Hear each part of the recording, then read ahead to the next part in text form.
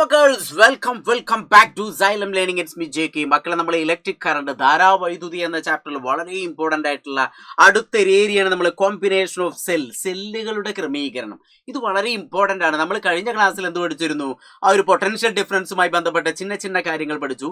ഇനി അടുത്ത് ഈ ചാപ്റ്ററിനകത്ത് വളരെ ഇമ്പോർട്ടൻ്റ് ആയിട്ടുള്ള ഒരു ഏരിയയാണ് കോമ്പിനേഷൻ ഓഫ് സെൽ എന്നൊക്കെ കേൾക്കുമ്പോൾ നമ്മളെ മനസ്സിലേക്ക് കൂടിയെത്തുന്ന ഇങ്ങനത്തെ ഒരു ഇതാണ് അല്ലേ. നമ്മൾ സാധാരണ ബാറ്ററി എന്നൊക്കെ പറയുന്നു അല്ലേ. അപ്പം ഞാൻ വെറുതെ ഒരു എക്സാമ്പിൾ ഇതുപോലെ പറയുകയാണ്.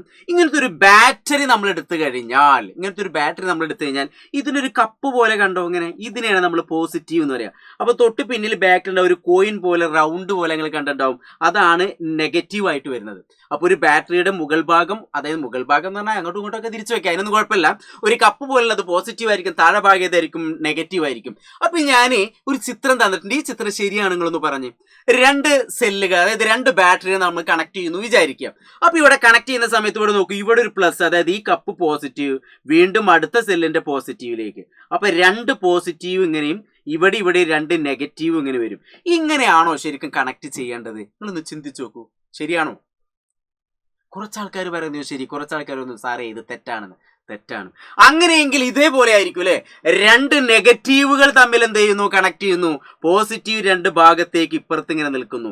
ഇങ്ങനെയാണോ ശരിക്കും നമ്മളൊരു ബാറ്ററി ഒക്കെ കണക്ട് ചെയ്യുക? ഇപ്പോഴത്തെ കുട്ടികളുടെ ഇതൊന്നും പറഞ്ഞിട്ട് കാര്യമില്ല. പണ്ടത്തെ കുട്ടികളൊക്കെ ആണെങ്കിൽ ടോർച്ചൊക്കെ ഉപയോഗിച്ചിരുന്നു, അതിനകത്ത് ബാറ്ററി ഒക്കെ ഇടുന്നു. റേഡിയം ഉപയോഗിക്കുമ്പോൾ അതിനകത്ത് ബാറ്ററി ഇടുന്നു. ഇനി അതിലേക്ക് റിമോട്ട് കൺട്രോളൊക്കെ ഉണ്ടാകുമ്പോൾ അതിനകത്ത് ബാറ്ററി ഉപയോഗിക്കുന്നുണ്ട്. പക്ഷെ ഇപ്പോഴത്തെ കുട്ടികൾ അതൊന്നും ചെയ്യുന്നില്ല. ഒക്കെ കറണ്ടിന്റെ ഡയറക്റ്റ് സംഭവങ്ങളൊക്കെ ആയതുകൊണ്ട് ഇതൊന്നും അറിയൂല. അതുകൊണ്ടാണ് ഇതൊക്കെ ശ്രദ്ധിച്ചിരിക്കണം എന്ന് പറയുന്നത്. അപ്പൊ നോക്കിക്കൂടി, രണ്ട് ബാറ്ററി ഇങ്ങനെ കണക്ട് ചെയ്യാൻ പാടുണ്ടോ?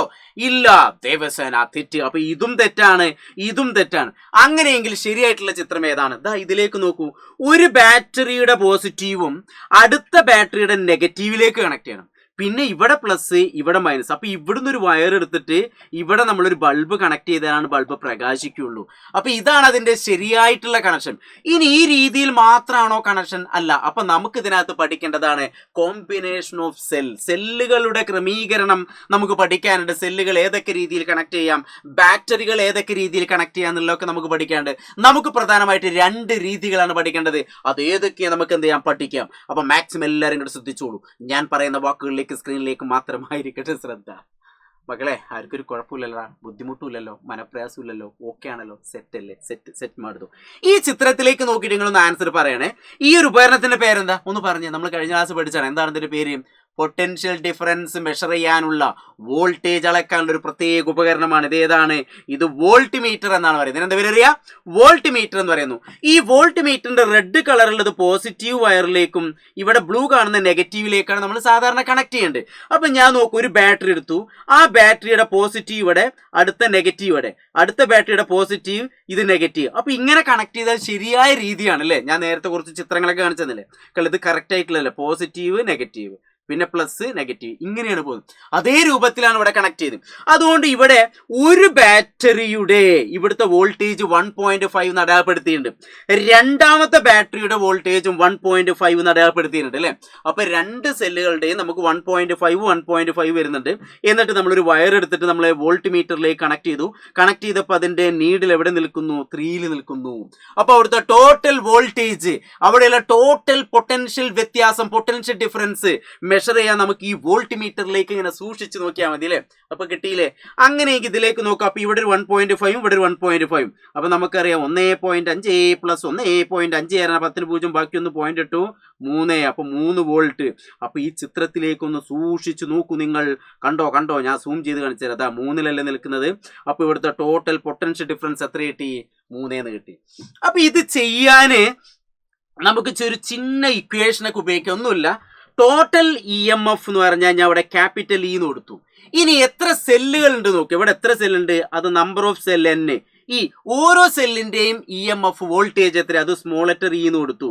അപ്പൊ നമുക്ക് വേണമെങ്കിൽ ഇങ്ങനെ ഒരു ഇക്വേഷൻ ഒക്കെ പഠിക്കാം.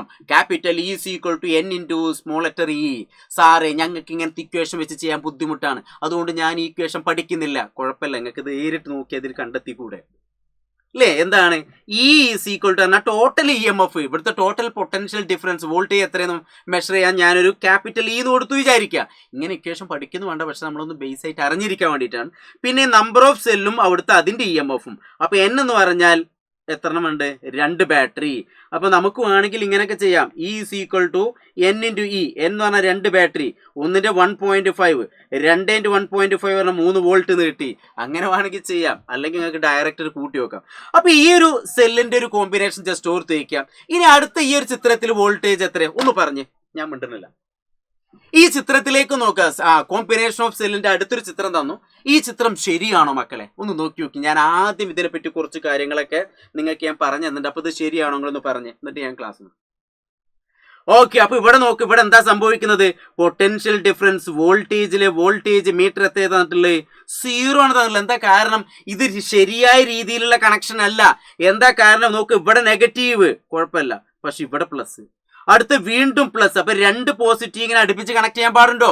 ഇല്ല. അതുകൊണ്ട് ഇത് എന്താണ്? തെറ്റാണ്. ഇത് കണക്ഷൻ ഇല്ല. ഇവിടെ കണക്ഷൻ ഇല്ലാത്തതുകൊണ്ട് ഇവിടുത്തെ പൊട്ടൻഷ്യൽ ഡിഫറൻസിൽ ഇത് വർക്ക് ചെയ്യൂല. വർക്ക് ചെയ്യാത്തതുകൊണ്ട് ഇതിലൂടെ കറണ്ട് പാസ് ചെയ്യോ? ഇല്ല. അതുകൊണ്ട് ഇവിടുത്തെ വോൾട്ടേജ് മെഷർ ചെയ്യാൻ പറ്റൂല.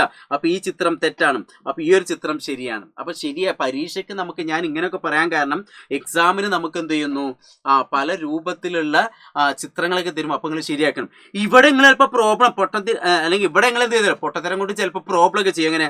ഞാൻ പഠിച്ചിട്ടുണ്ട്. E is equal to N into E. N എന്ന് പറഞ്ഞാൽ 2, E എന്ന് പറഞ്ഞാൽ 1.5, 3 വോൾട്ട്. എന്നിട്ടോ ഇതിലേക്ക് നോക്കുക. സാറ് ഇവിടെ 0 ആണല്ലോ. അപ്പൊ ഇങ്ങനെ ചെയ്യണ്ട. ഇവിടെ ഇങ്ങനെ ചെയ്യരുത്. കാരണം ഇത് കണക്ഷൻ ശരിയായ രീതിയല്ല. ഒരു പ്ലസിനോട് ഒരു മൈനസ് ആണ് കണക്ട് ചെയ്യേണ്ടത്. അല്ലാതെ 2 പ്ലസോ 2 മൈനസോ ഇങ്ങനെ കണക്ട് ചെയ്യാൻ പാടില്ല. ദൈവസേന ഓർത്തു വെക്കുക കേട്ടോ. അങ്ങനെയെങ്കിൽ ഇതാ ഈ ഒരു ചിത്രം. അടുത്തൊരു കണക്ഷൻ. ഇപ്പൊ നമ്മൾ നേരെ ഇങ്ങനെ കണക്ട് ചെയ്തു.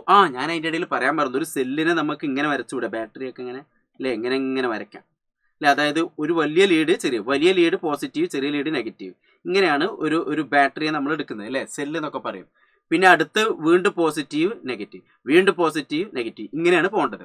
ഇനി അടുത്തൊരു കണക്ഷന്റെ പ്രത്യേകം നോക്കും. ഇവിടെ ഒരു ബാറ്ററി വെച്ചു, അടുത്ത അതിന്റെ താഴെ പാരലായിട്ട് വേറൊരു ബാറ്ററി വെച്ചു. അപ്പൊ ഇവിടെ എന്ത് ചെയ്തു? പോസിറ്റീവ്, ആദ്യത്തെ ബാറ്ററിയുടെ പോസിറ്റീവ് ഒക്കെ ഒരു സൈഡിൽ. ഇനി ഇവിടെ വേറൊരു ബാറ്ററി വേണ്ടെങ്കിൽ അവിടെയും പോസിറ്റീവ്, ഇനി വേറൊരു ബാറ്ററി വരണ്ടെങ്കിൽ അവിടെയും പോസിറ്റീവ് ഒക്കെ ഒരു സൈഡിൽ വരണം, നെഗറ്റീവ് ഒക്കെ ഒരു സൈഡിൽ വരണം. ഒരു രീതി അങ്ങനെയും കണക്ട് ചെയ്യാൻ പറ്റും. നേരത്തെ നമ്മൾ എങ്ങനെ പഠിച്ചത്?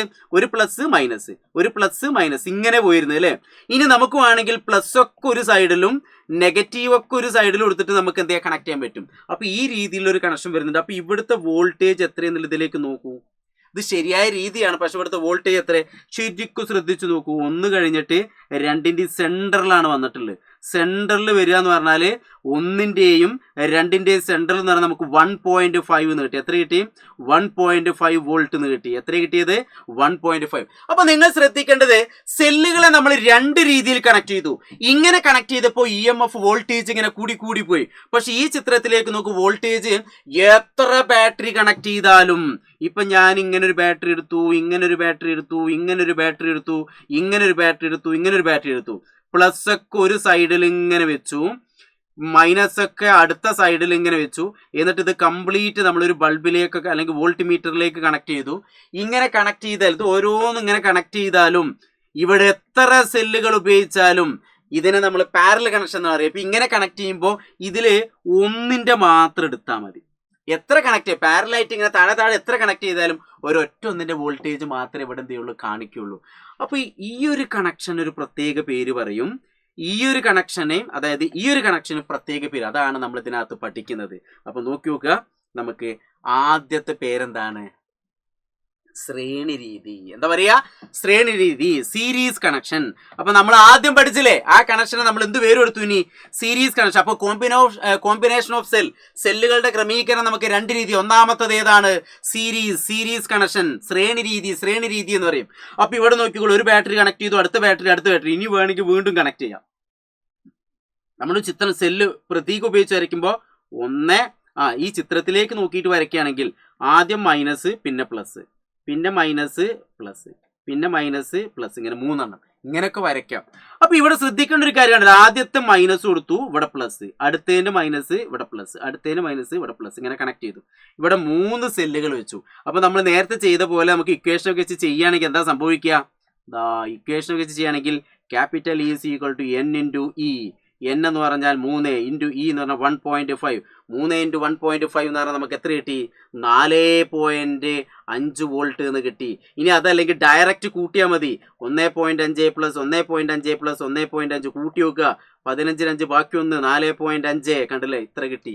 അപ്പൊ അങ്ങനെയൊക്കെ ചെയ്യാം. അപ്പൊ നിങ്ങൾ ഇങ്ങനൊരു ചിത്രം കണ്ടാൽ നിങ്ങൾ പഠിച്ചു വെക്കേണ്ട ഇത്ര മാത്രമേ ഉള്ളൂ. എന്താണ്? ശ്രേണി രീതി. ഇത് സീരീസ് കണക്ഷൻ ആണെന്ന് ഓർത്ത് വയ്ക്കുക. ഇത് ഏത് കണക്ഷനാണ്? ബാറ്ററിയെ നമ്മൾ എന്ത് ചെയ്യുന്നു? ഒരു നെഗറ്റീവ് ഒരു പ്ലസ്, ഒരു നെഗറ്റീവ് ഒരു പ്ലസ്, ഒരു നെഗറ്റീവ് ഒരു പ്ലസ് ഇങ്ങനെ കണക്ട് ചെയ്യുകയാണെങ്കിൽ ഇതിനെ നമ്മൾ പറയുന്ന പേരെന്താണ്? Series connection. അതായത് ശ്രേണി രീതിയിലുള്ള കണക്ഷൻ എന്ന് ഓർത്ത് വയ്ക്കുക. ശ്രേണി രീതിയിൽ എത്ര സെല്ലുകൾ ഉണ്ടോ അത്രയും അളവുകൾ കൂട്ടിയാൽ മതി.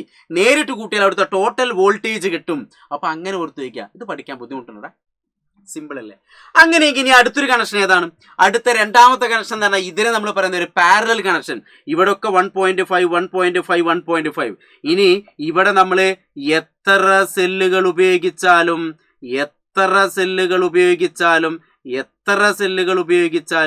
ഇവിടെ ഒന്നിന്റെ മാത്രം നമ്മൾ എടുത്താൽ മതി. അതാണ് ഈ പാരലൽ കണക്ഷന്റെ ഒരു പ്രത്യേകത. അപ്പൊ നോക്കുക, ഒരു നെഗറ്റീവ് ഒരു പ്ലസ്, ഒരു നെഗറ്റീവ് ഒരു പ്ലസ്, ഒരു നെഗറ്റീവ് ഒരു പ്ലസ്, ഒരു നെഗറ്റീവ് ഒരു പ്ലസ്.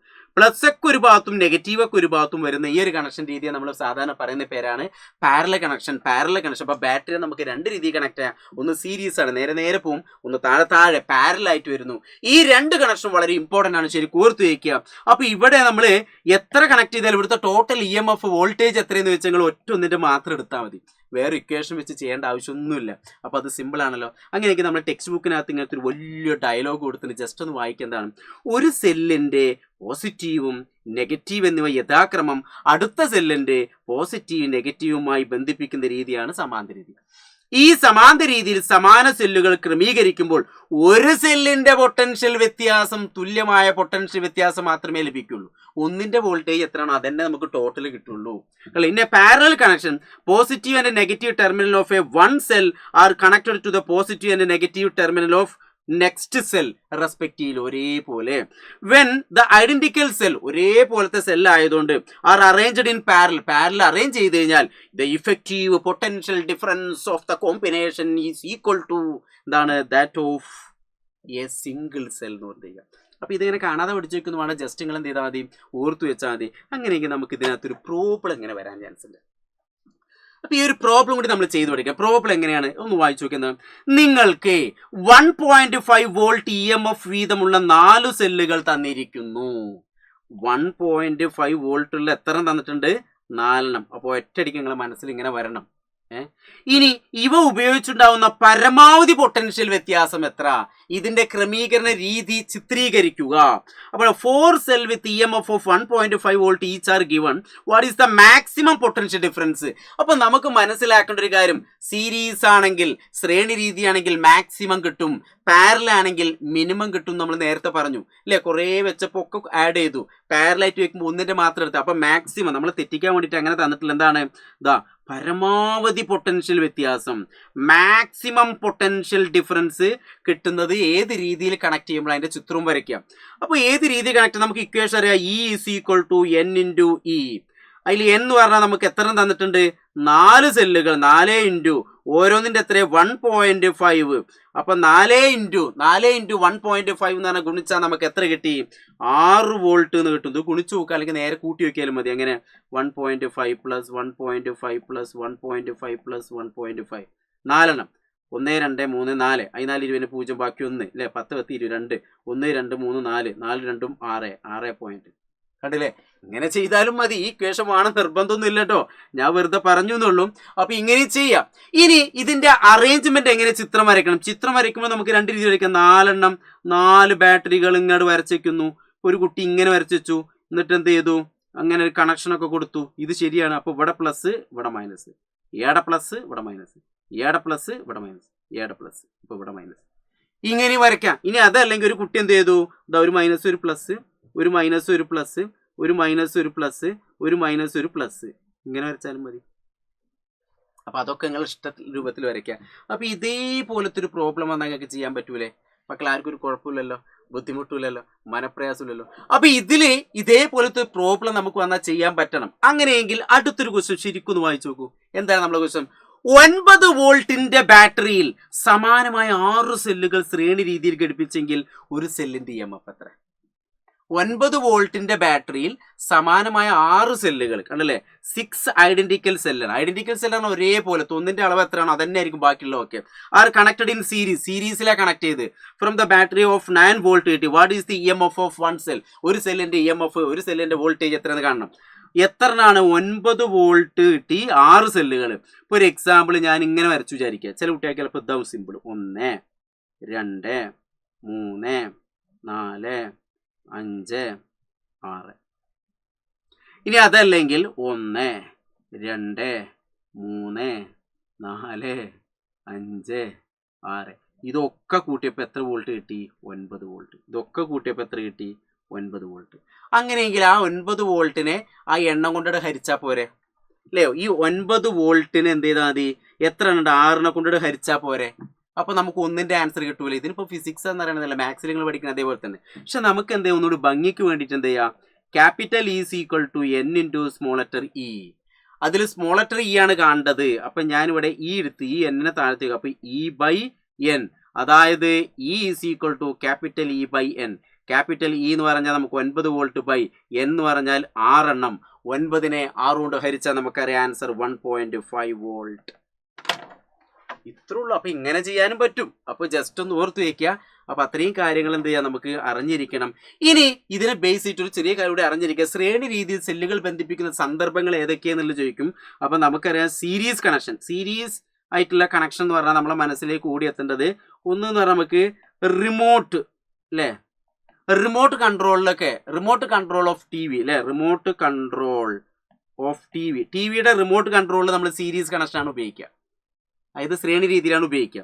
ഇനി അടുത്ത റേഡിയോ, ഇതാ ഞാൻ പറഞ്ഞത്, ഇതൊന്നും ഇപ്പോഴത്തെ കുട്ടിയൊക്കെ അറിയില്ല. റേഡിയോ, ഇപ്പോഴത്തെ റേഡിയോ എന്ന് പറഞ്ഞാൽ കറണ്ടിന്റെ റേഡിയോ ഉണ്ട്, നേരെ പ്ലഗിൽ കുത്തിയിട്ട് സ്വിച്ച് ഓൺ ആക്കിയാൽ മതി അല്ലേ. അപ്പോൾ ഇവിടെ റേഡിയോ അങ്ങനെ വരുന്നുണ്ട്. പിന്നെ ടോർച്ച്, അതും ഞാൻ പറഞ്ഞത് ടോർച്ച്. ടോർച്ച് പറഞ്ഞാൽ പണ്ടത്തെ കാലത്ത് ബാറ്ററിയുടെ കട്ട ബാറ്ററികളൊക്കെ ഇട്ടിട്ട് ഇങ്ങനെ അടച്ചിട്ട് അടിച്ചു നോക്കണം. പക്ഷെ ഇപ്പോൾ എന്താണ്, കറണ്ടിന്റെ ടോർച്ച് ഉണ്ട്. ഇനി അടുത്ത ടോയ് സെല്ലുകളൊക്കെ അല്ലേ, ടോയ് കാറ് അല്ലെങ്കിൽ ടോയ് സെല്ലുകളൊക്കെ, ടോയ് കാറ് അല്ലെങ്കിൽ ടോയ് ആയിട്ടുള്ള ചില എന്താ ഉണ്ടാവും വണ്ടികളൊക്കെ ഉണ്ടാവും. അതിൽ ചേർത്ത് ചെറിയ ബാറ്ററികളൊക്കെ, കുഞ്ഞു ബാറ്ററിയൊക്കെ വെച്ച് കണ്ട് അല്ലേ, അല്ലെങ്കിൽ AC-ൻ്റെ റിമോട്ടുകൾ അങ്ങനെയുള്ള കാര്യങ്ങളൊക്കെ ഉണ്ട്. അപ്പോൾ ഇതിലൊക്കെ ഏത് കണക്ഷനാണ്? സീരീസ് കണക്ഷനാണെന്ന് ഓർത്തേക്കാം. കൂട്ടത്തിലൊരു ചെറിയ കാര്യം ഓർത്തേക്കാം, നമ്മൾ ഉപയോഗിക്കുന്ന സെല്ലുകളൊക്കെ നമുക്ക് 2 രീതിയിൽ പറയാം. ഒന്ന് പ്രൈമറി സെല്ല്. പ്രൈമറി സെൽ എന്ന് പറഞ്ഞാൽ ഒറ്റ തവണ ഉപയോഗിക്കാനേ പറ്റുള്ളൂ. അതിൻ്റെ ചാർജ് കയറി കഴിഞ്ഞാൽ നമ്മൾ ദൂരത്തേക്ക് വലിച്ചെറിയുക. അങ്ങനെ സാധാരണ നമ്മൾ ചെയ്യുക, ശരിക്കും അങ്ങനെ ചെയ്യാൻ പാടില്ല. അപ്പോൾ dry cell, button cell, voltage cell, galvanise cell, Daniel cell, ഇങ്ങനെ കുറേ സെല്ലുകളുണ്ട്. അപ്പോൾ അതിനകത്ത് നമ്മൾ ഡ്രൈ സെല്ലും ബട്ടൺ സെല്ലും വോൾട്ടേജ് സെല്ലും ഇങ്ങനത്തെ ചെറിയ ചെറിയ കാര്യങ്ങളൊക്കെ പഠിക്കുന്നുള്ളൂ. ബാക്കിയൊക്കെ വലിയ വലിയ ക്ലാസ്സിൽ പഠിക്കും. അപ്പോൾ ഇങ്ങനെ ജസ്റ്റ് വെറുതെ നോർത്ത് വയ്ക്കാം. അപ്പോൾ പ്രൈമറി സെൽ എന്ന്